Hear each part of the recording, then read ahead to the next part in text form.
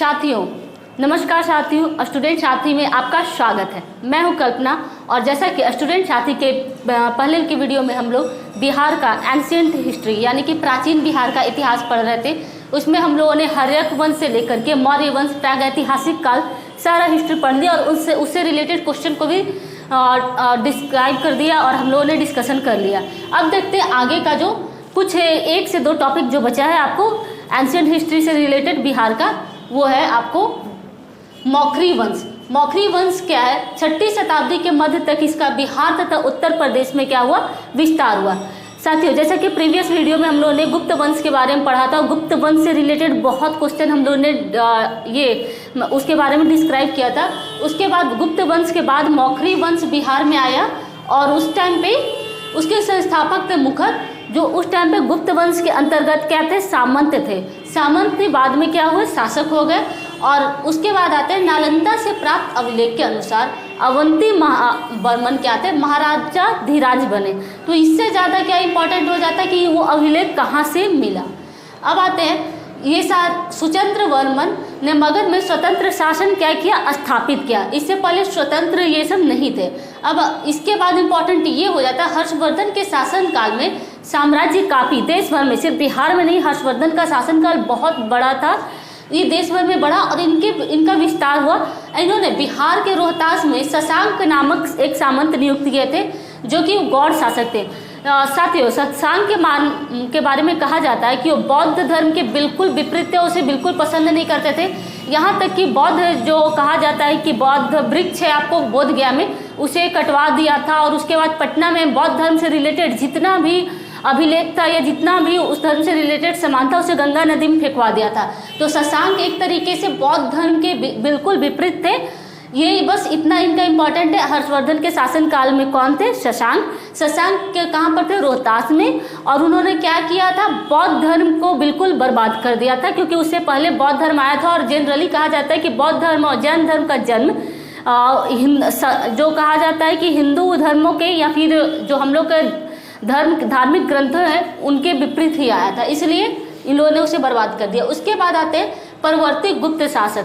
साथियों, ये गुप्त शासक नहीं है।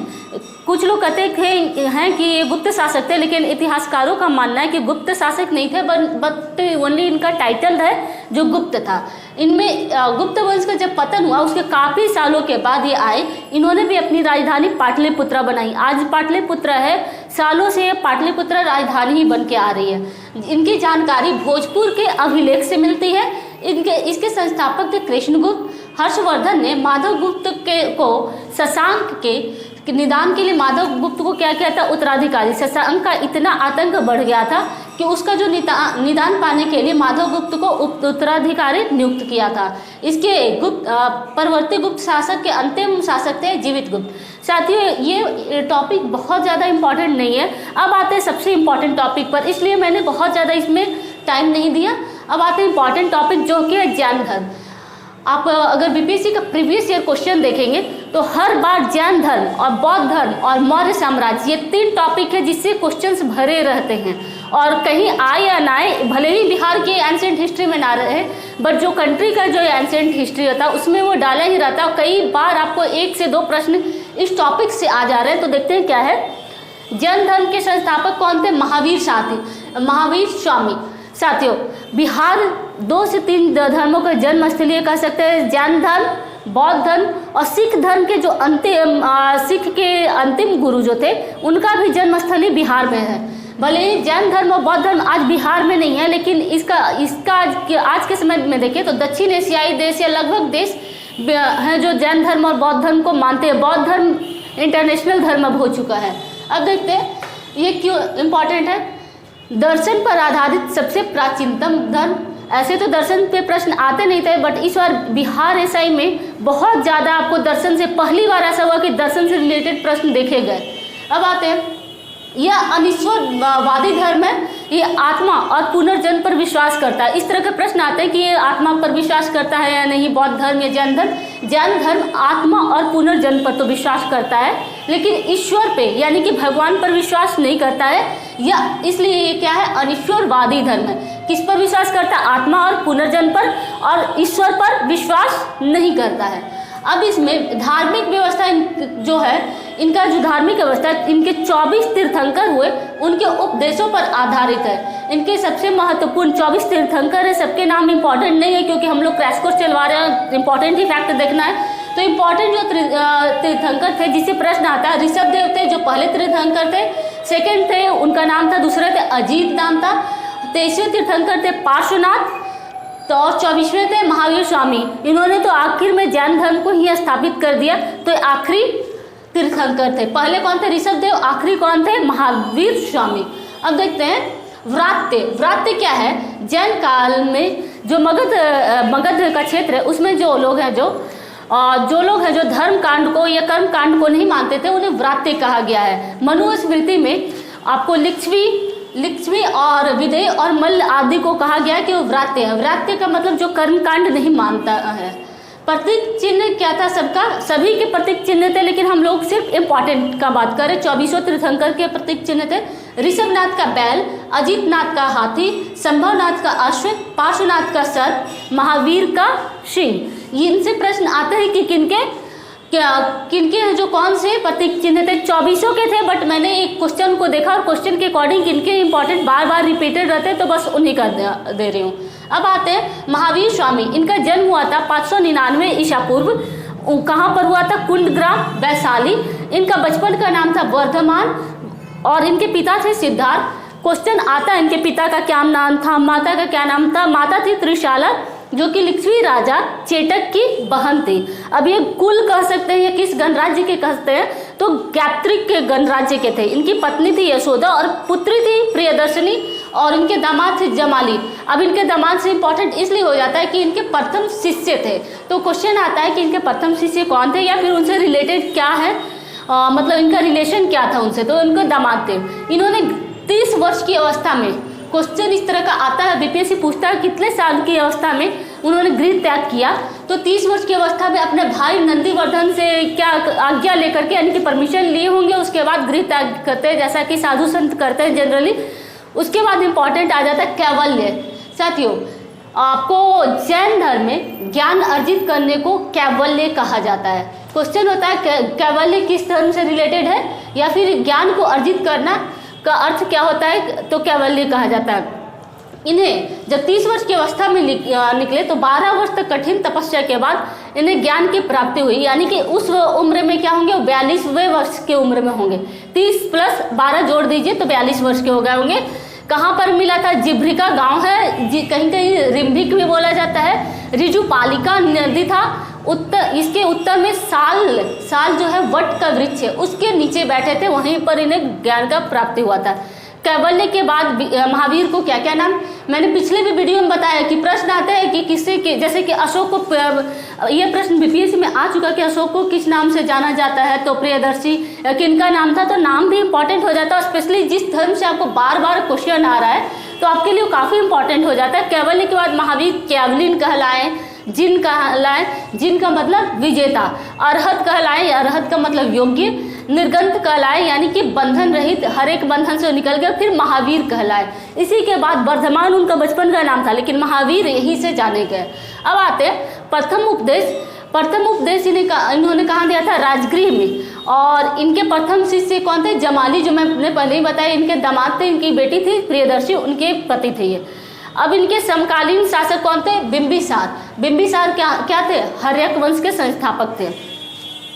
और इनका जो उपदेश होता था, उपदेश नहीं, इनका जो धर्म ग्रंथ है उस टाइम के जो उपदेश होते थे अर्धमगधी रहते थे। ये खुद है जो प्राकृत भाषा में देते थे उपदेश। भाषा को रिलेटेड क्वेश्चन आता है जैन धर्म और बौद्ध धर्म का, इसलिए कंफ्यूज नहीं होना है कि अर्धमगधी, पाली, प्राकृत, सबका एग्जैक्टली वही याद रखना है कि किस भाषा में कौन है जो उपदेश देते थे और किस तरह से धर्म ग्रंथ लिखा रहता है। इसलिए इसे बहुत इंपॉर्टेंट ये हो जाता है, इसे बिल्कुल इग्नोर नहीं करिएगा। अब आते हैं इनके प्रथम उपदेशक कौन थे? आर्य सुधर्मा, जो इनकी मृत्यु के बाद एक ही गंधर्व बचे थे और उन्होंने प्रथम उपदेश दिया था आर्य सुधर्मा। अब आते हैं इनका जो जैन धर्म तीर्थंकरों की एक जीवनी है जो कल्प सूत्र के नाम से जानी जाती है। और उसे किसने लिखा था? भद्रबाहु ने। मैंने पिछले वीडियो में भी बताया था कि एंशिएंट हिस्ट्री से स्पेशली कौन किस बुक को लिखते हैं, ये क्वेश्चन आ जाया करता है और हर बार आता है। अब आते हैं, ये जो फर्स्ट जैन भिक्षुनी, प्रथम जो जैन भिक्षुनी थी उनका नाम था चंपा। जैसा कि जानते हैं कि इसमें पहले है जो स्त्रियों को अलाउड नहीं था, लेकिन पहली बनी थी चंपा। अब गंधर क्या होता है? शब्दावलियों पे जाते हैं कि गंधर कौन थे। महावीर स्वामी द्वारा जैन धर्म के लिए प्रचार के लिए गंधर का स्थापना किया गया था। और इसके बाद आते हैं पूर्वो। पूर्वो क्या है?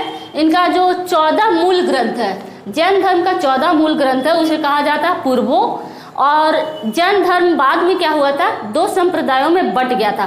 पूरा कहानी मैं नहीं बताना चाह रही, क्योंकि सिर्फ मुझे एग्जाम को टारगेट करना और कहानी को नहीं टारगेट करना। और ये जो संप्रदाय है 2 संप्रदाय में बटा था, दिगंबर और श्वेतांबर। दिगंबर कहाँ और क्या, इसका क्या था? भद्रबाहु और 2 स्थूलबाहु, स्थूलभद्र 2 थे, भद्रबाहु और स्थूलभद्र। ये दोनों थे, दोनों ही जैन धर्म के प्रमुख उपदेशक कह सकते हैं, या फिर उनके धर्म के जैसे तीर्थंकर थे उसी तरीके से हो गए थे बाद में।